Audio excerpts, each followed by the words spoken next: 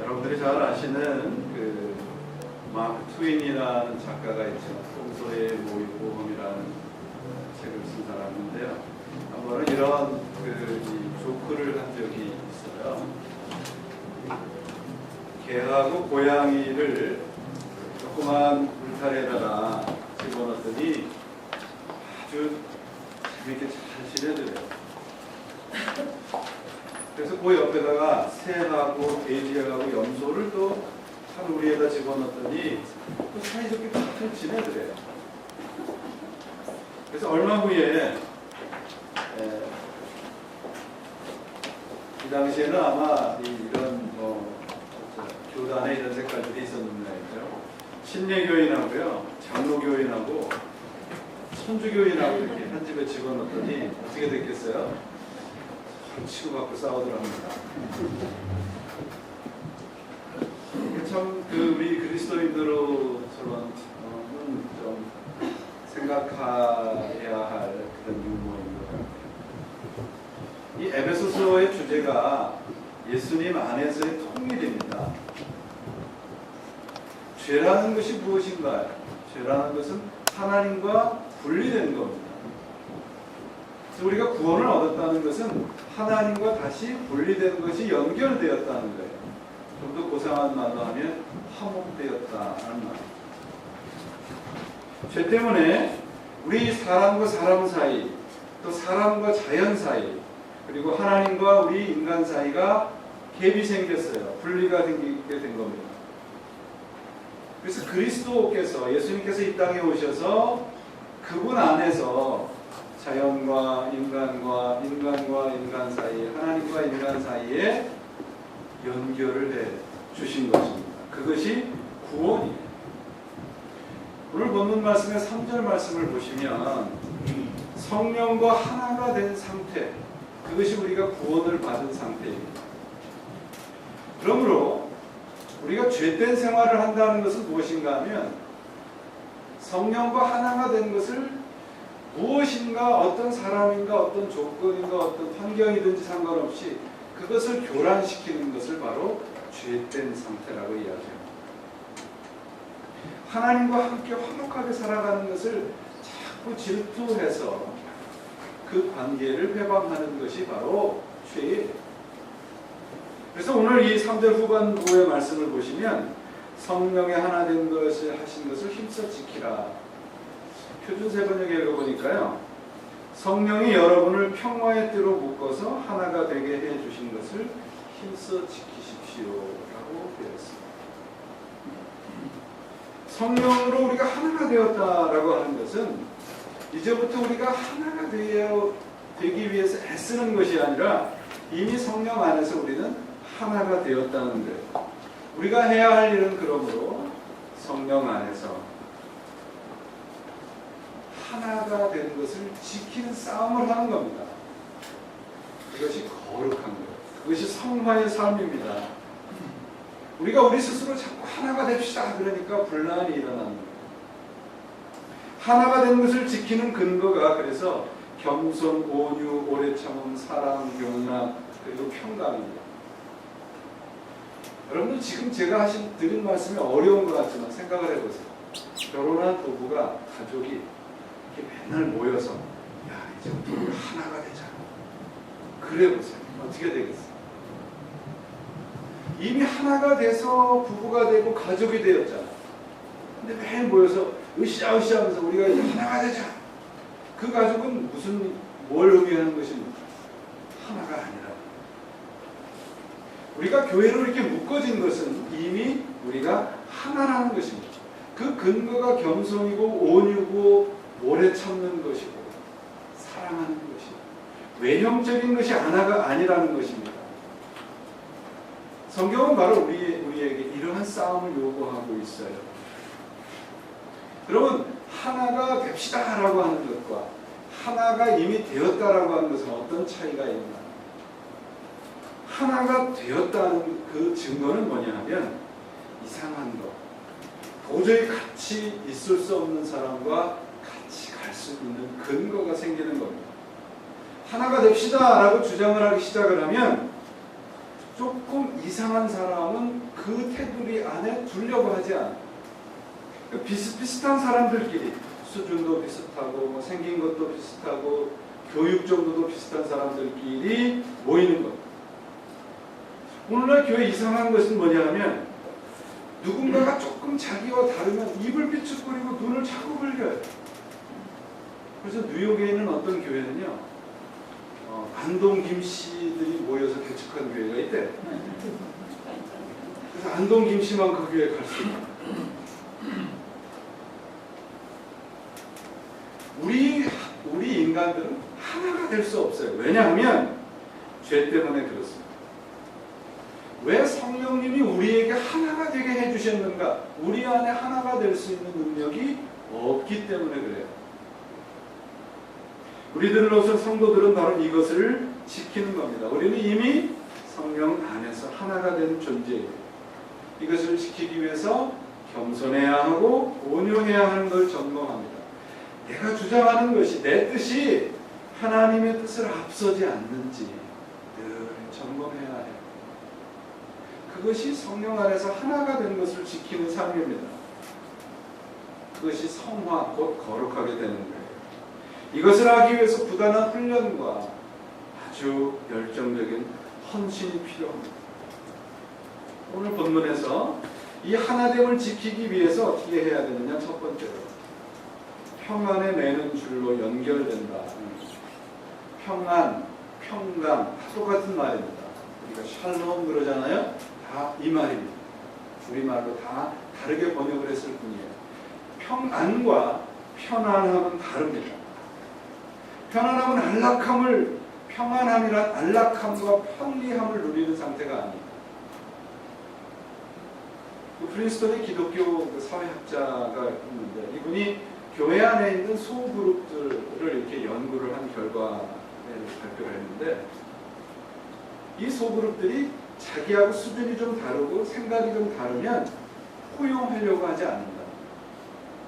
쉽게 말하면 어느 교회에 갔는데 다 좀 다른 것 같은 거예요.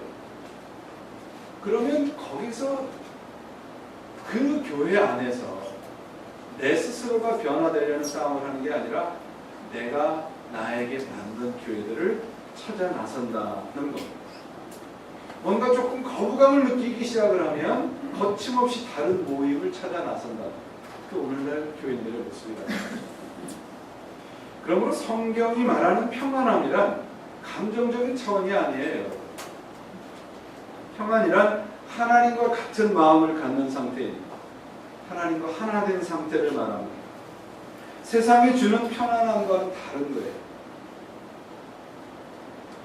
이 미국에 있는 교회들이 1950년대까지 40년대, 50년대까지 굉장한 부흥을 하다가 급격한 쇠퇴기를 경험합니다. 한국 교회도 마찬가지입니다. 교인들은 줄어나는데 교회만 늘어나는 것이 한국의 지금 상황이에요. 왜 그렇게 됐는가? 원인을 찾았습니다. 그것은 그 원인이 뭐냐면 복음을 심리적인 편안함과 안락함에 이용하기 시작하면서부터 그 심리학적인 그런 것들을 복음에다 적용하기 시작을 하면서 교회가 타락하기 시작을 하고 교회가 쇠퇴하기 시작을 했다는 겁니다. 이런 복음을 심리적인 편안함과 안락함에다 이용을 하면서 교회는 무슨 심리치료센터와 다름이 없게 되어버렸습니다. 그래서 우리 교인들이 조금 불편하고 조금 뭔가 나와 다른 것에 대해서 용납을 하지 않아요. 사람들이 꼭 교회를 찾아와서 조금 뭔가 부담을 갖고 불편한 것을 감수하려고 하지 않습니다. 그것은 바로 교회가 세상적인 편안함을 제공하는 그런 공동체로 전락을 해버렸기 때문에 그렇습니다. 그러나 성경은 그런 편안함이 아니에요. 평안함을 얘기를 하고 있습니다. 평안함은 하나님에게 내 삶을 맡기는 그 상태에서만 경험할 수 있어요. 여러분, 내가 좀 편안함, 뭔가 안락함, 평안함을 경험하고 싶으시죠? 어떻게 해야 될까요? 하나님께 맡기십니다. 내가 맡긴 만큼 평안함을 경험할 수 있어요. 내가 내 삶을 온전히 맡기면 온전한 평안함을 경험할 수 있습니다.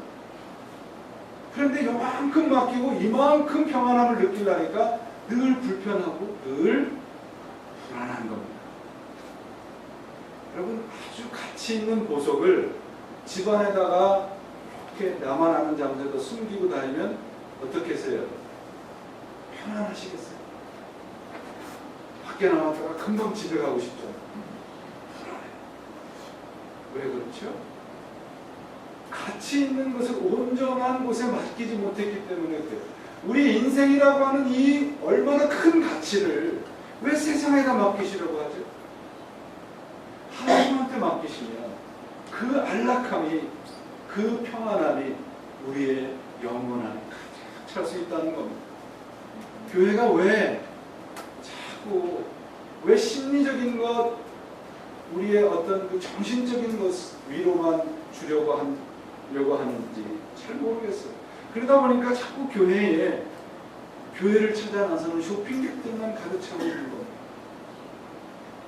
자신들의 욕구를 최대한 채워줄 수 있는 교회를 찾아다니고 좀 더 현실적이고 실용적인 것을 자꾸 교회에다 요구를 하면서 교회는 세상적인 편안함을 제공하고 결국은 교회는 세상의 비즈니스 마케팅의 대상이 되어버렸습니다.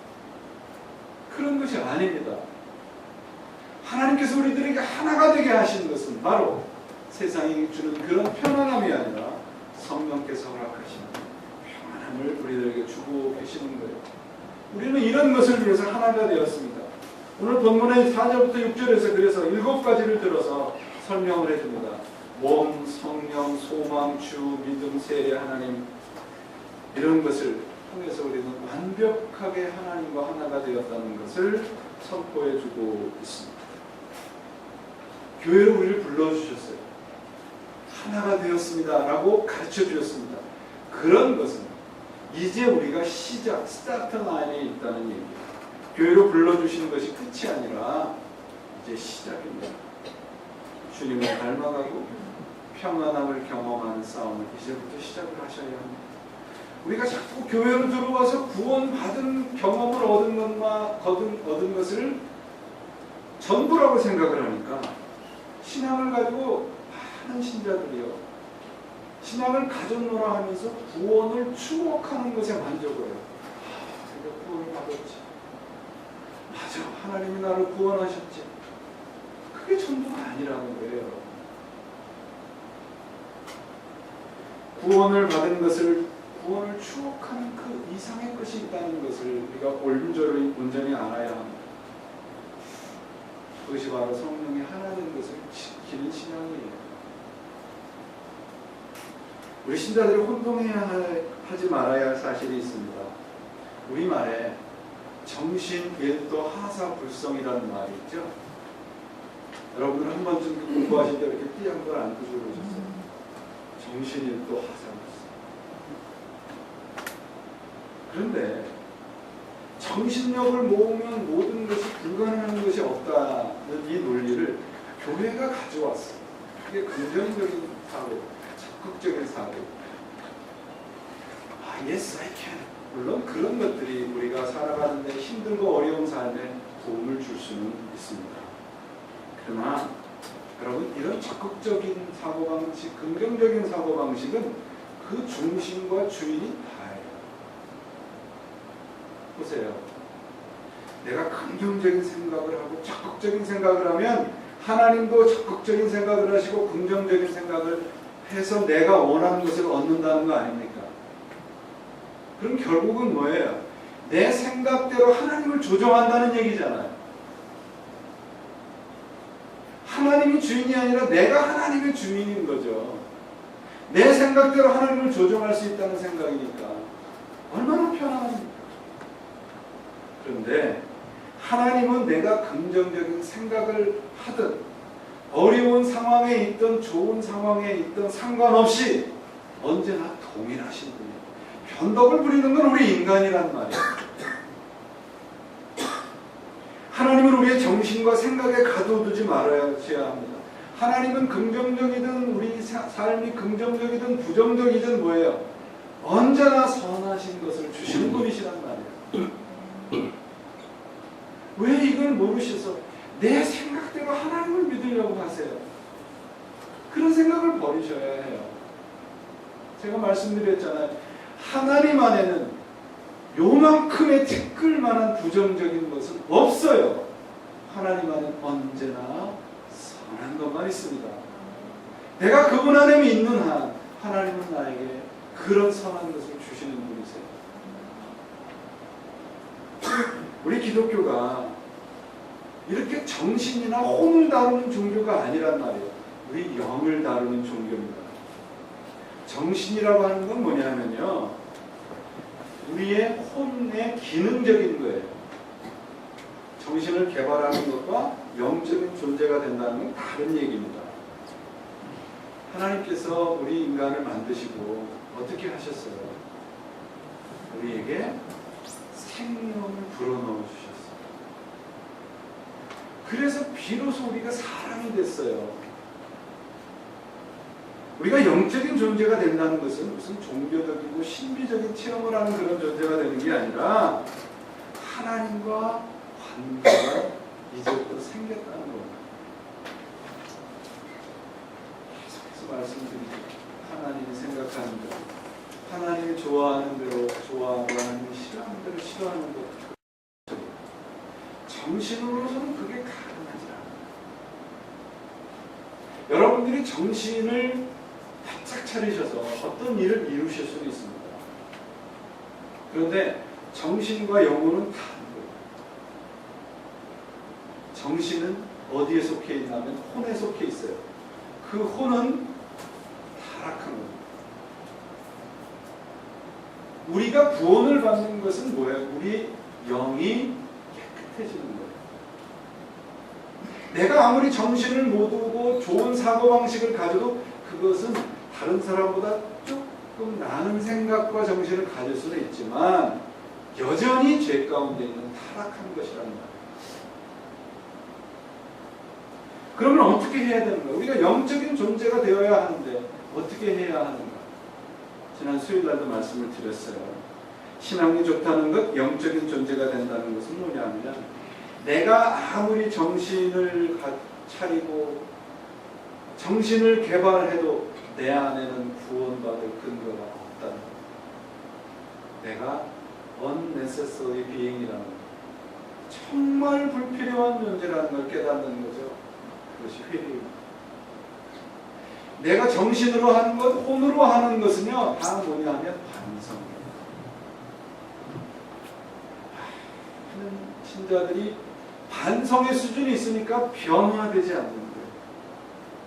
심리적이고 정신적인 것을 개발하는 것으로는 영적인 회복이 일어나지 않습니다. 나는 죽어 있었던, 영적으로 죽어 있었던 존재입니다 라고 하는 것을 인정할 때부터 우리의 영이 살아나는 거죠. 성령이 우리를 하나 되게 만들어준 것은 바로 우리 영혼이 살아났다는 증거입니다. 정신을 개발하려 하지 마시고 영혼이 살아나셔야 돼요. 우스갯소리 같지만 여러분, 강아지, 개 새끼는 뭐예요? 개새끼라고 그러지 마시고 강아지죠. 독사의 새끼는 뭡니까? 독사의 새끼. 독사의 새끼는 독이 없어요? 독사의 새끼도 독사예요. 우리 인간은 태어날 때부터 죄인으로 태어났습니다. 우리 정신을 아무리 개발해도 우리는 뭐예요? 죄인이에요. 내가 그리스도 안에 있는 한 우리는 구원받을 수 있습니다. 우리의 영혼에 그리스도의 영이 임하기 전에는 우리 정신과 혼을 아무리 개발해도 우리는 여전히 죄인입니다. 어떻게 해야 돼요? 내가 죄인입니다 라고 고백하고 그리스도에게 합격해요. 그때에만 비로소 구원이 일어나는 거예요. 우리가 가능성이 없다는 겁니다. 그렇게 그런 성령으로 하나가 되었다는 것은 결국 우리 스스로 하나가 되지 못한다는 거예요. 능력이 없다는 겁니다. 그래서 성령님이 하나가 되게 만들어준 거예요. 그런 상태로 살아가는 것이 구원받은 상태입니다. 그렇기 위해서 오늘 7가지가 나와요. 4절부터 6절에. 한 몸이에요. 그리스도는 머리고 교회는 그의 몸이에요. 몸은 머리가 원하는 대로 움직여야 정상입니다. 머리에서는 오른쪽으로 가라 그러는데 몸이 왼쪽으로 가면 비정상인 거죠. 몸이 머리와 일치되지 않으면 머리의 계획은 성취될 수 없습니다. 그 다음에 한 성령이라고 그랬어요. 성령이라는 말은 호흡이라는 말입니다. 호흡이 일치가 되지 않으면 우리 몸은 비정상이 될 수밖에 없어요. 한 소망이라는 말씀은 목적이 같다는 말씀입니다. 방법이나 어떤 조직은 다를 수 있어요. 그러나 목적은 하나입니다. 목적이 무엇인가요? 머리가 원하는 대로 사는 것. 그 다음에 한 주예요. 주인이 하나예요. 충성을 말합니다. 그 다음에 한 믿음이에요. 이 한 믿음이라는 말씀은 믿음으로만 구원을 얻는다는 거예요. 이 행위가 아니고. 세례란, 한 세례라는 말씀은요, 신앙에 들어가는 외적인 문은 세례를 통해서만 가능해요. 여러분 혹시 여기서 세례를 안 받으신 분이 있으면 세례를 반드시 받으셔야 됩니다. 그래야 우리가 구원의 문에 들어갈 수 있어요. 그 다음에 한 하나님이에요. 이 세상에는 하나님은 하나십니다. 신은 하나라는 것이에요. 그 신이 하나라는 말씀은 우리가 살아가고 있는 모든 것이 다 하나님의 뜻 안에 있다는 거예요. 이런 상태로 우리를 묶어주셨어요. 이렇게 완벽하게 하나님이 우리를 그분과 하나가 되게 만들어 주셨습니다. 이 사실을 깨달으셔야 돼요. 우리가 이 사실을 모르니까 자꾸 하나가 됩시다, 하나가 됩시다 그러는 거예요. 우리는 이미 하나가 됐어요. 하나가 됩시다 라고 주장을 하게 되면 자꾸 비슷한 사람끼리 모이게 되고 끼리끼리 모이게 돼요. 교회는 끼리끼리의 공동체가 아니라 함께의 공동체. 같이 가는 거예요. 하나가 되게 했다는 말씀은 획일적인 것이 아니라는 말씀입니다. 통일이 된다는 말과 획일적이 된다는 말은 달라요. 우리는 모두 똑같은 색깔이 아니에요. 무지개색처럼 다 달라요. 그러나 그것이 한 목적을 향해서 가고 있습니다. 우리는 하나지만 다양합니다. 우리 신자들이 교회에 대해서 오해하는 것이 바로 그거예요. 여러분들이 믿어주셨어요? 아니면 하나님이 믿게 하셨어요? 대답은 여러분들이 있어요. 근데 대답은 하나님이 믿게 하셨어요 라는데 행동하는 거 보면 믿어주는 것 같아요. 교회 나와주는 것 같아요. 내가 잘나서 내 의지로 여기에 왔다고 생각을 하는 겁니다. 아니에요. 성령님이 하나가 되게 하셨어요. 성령님이 우리를 구원시켜 주셨어요. 그렇다면 우리가 교회로 묶어준 공통 분모는 뭐예요? 죄인. 우리가 다 죄인이라는 자각이 없이는 이곳에 모이지 않습니다. 많이 배우고 적게 배우고 물질이 많고 적고 지식이 많고 적고 아무런 상관이 없어요. 여러분, 우린 다 죄인입니다. 우리는 다 죽은 시체였습니다. 근데 하나님께서 우리의 영혼에 그분의 영을 불어넣어 주셔서 걷게 되고 뛰게 된 거예요. 그런데 어떤 사람은 조금 더 빨리 걸었어요. 어떤 사람은 조금 더 빨리 뛰었어요. 그 차이만 있을 뿐이에요. 우리는 다 시체였어요. 시체끼리 뭘 자랑할 거예요? 우리가 시체임에도 불구하고 하나님이 우리를 하나님의 자녀로 만들어 주셨어요. 어떻게 해야 하나요? 우리는 누구보다 더 도덕적이어서 이곳에 모인 것도 아니고 더 잘나서 모인 것도 아니에요. 어느 누구도 죄에서 자유로운 사람이 없습니다. 예수를 믿는데 조금 더 열심히 있을 수 있어요. 조금 더 나와 다른 방법으로 믿을 수 있어요. 그것이 잘못된 건 아니잖아. 우리가 교회 안에서 교회를 탓하기 이전에 우리 스스로를 점검하시는 싸움을 하셔야 됩니다. 자꾸 교회를 내 틀에다 집어넣으려고 해요. 하나님을 내 틀에다 집어넣으려고 해요. 신앙은 내가 변하는 싸움을 하는 겁니다. 그 시작은 어디에서부터 하느냐 하면 짐을 나누어주는 훈련을 하셔야 돼요. 우리가 서로 짐을 나누어주기 위해서 교회로 묶어주신 겁니다. 그래서 저는 정말 간절하게 바라는, 제가 바라는 교회의 모습은요, 교회 안에서 내가 이만큼 이뤄놓았고 이만큼 성공했어 라는 것을 간증하는 공동체가 아니에요. 내가 얼마나 실패했는지 알아. 내가 얼마나 어리석은지 알아.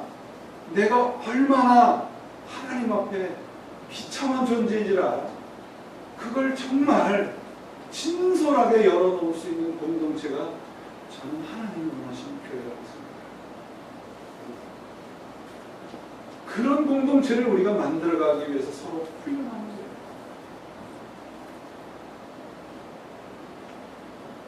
사회적인 위치나 성공이 교회에서의 위치, 교회에서의 직분을 결정하는 기준이 되어서는 안 됩니다. 교회는 주식회사가 아니에요. 여러분들이 투자한 만큼 가져가는 곳이 아닙니다. 교회는 여러분들이 세상적인 것을 투자한 만큼 손해보는 곳이에요. 그래서 손해를 즐거워하셔야 돼요. 우리가 죄인임에도 우리를 다시 기회를 주신 분이 하나님이시라면 우리 안에 성령님께서 하나 되신 것을 지키려고 하는 열정들이 우리 안에 있어야 하는 겁니다. 사랑하는 여러분, 우리는 부름을 받았습니다. 그렇죠? 부름을 받은 것으로 끝났습니까? 아닙니다. 부름을 받았다라고 하는 건 과거 시제가 아니에요. 우리는 부름을 받아서 부름받은 존재로 살아가야 합니다. 그런 공동체로 우리 교회가 만들어 그리고 지워져 가야 하는 것입니다. 신앙의 시제는 과거가 아닙니다. 언제나 현재이고 언제나 미래를 향해 가야 합니다. 성령은 공동체를 살리는 영입니다. 우리를 하나 되게 하신 분은 성령님이십니다. 그것을 믿는다면 우리의 자랑이 얼마나 많이, 얼마나 빨리, 얼마나 큰 것이 아니라 내가 성령님을 얼마나 닮아가느냐에 우리의 자랑의 근거가 있어요. 사랑하는 여러분, 우리는 아직 완성되지 않은 미완성의 존재들입니다. 그리고 미숙한 사람들의 공동체입니다. 이 일을 이루어가는 것은 우리 자신이 아닙니다. 우리가 믿는 하나님이십니다. 우리가 믿는 성령님이십니다. 신앙생활이란 바로 이렇게 미숙한 우리들이 모여서 부족한 일들을 하는 거예요. 그래서 어제보다는 오늘이 요만큼 좋아지고 또다시 실패해서 나락에 떨어지기도 하고, 그러나 성령님의 힘으로 또다시 올라가. 그래서 우리가 주님 앞에 서는 날, 하나님 그래도 요만큼밖에 하나님을 닮아갈 수밖에 없었습니다 라고 하는 실패의 자랑이 있을 때 하나님은 그 실패한 그리고 부족한 부분을 성령님으로 채우셔서 우리를 안아주신 것입니다. 내가 감당해야 할 몫을 남에게 주지 마세요. 이 싸움을 우리가 교회 안에서 하셔야 됩니다. 내가 감당해야 할 몫을 남에게 줘버리고 편안한 것이 교회가 아니라는 말입니다. 이런 일을 하다가 지치고 힘이 들어서 포기해버리면 여러분들은 지는 겁니다. 자꾸 지니까 하나 됩시다 그러는 거예요. 편안해야 되겠다는 생각을 하면 그때부터는 하나됨을 지키는 것은 불가능한 것입니다. 사랑하는 여러분, 신앙은 하나가 되는 싸움이기보다는 하나님과 하나가 된 그 끈을 놓치지 않은 싸움입니다. 그런데 여기에도 하나님의 은혜가 있습니다. 하나가 되는 것을 지키는 것은 내가 하나님의 열심, 하나님의 사랑, 하나님의 그 뜨거움이 나는 실패할지 몰라 나를 성령님에게 붙들게 하시고 오늘 그분의 모든 것을 우리들에게 쏟아붓고 계십니다. 이 은혜의 가면으로 화답하는 분만이, 그런 공동체만이 성령으로 하나 되는 것을 오늘만큼 이루어가는 성령의 공동체가 될 것입니다. 여러분 모두가, 우리 모두가, 그리고 우리 일상의 자리에서 하나님과 하나가 된 그런 사람으로 살아갈 때 하나님의 은혜가 호수처럼 임할 것이며 그러한 삶을 살아가시기를 주님의 이름으로 축원을 드립니다.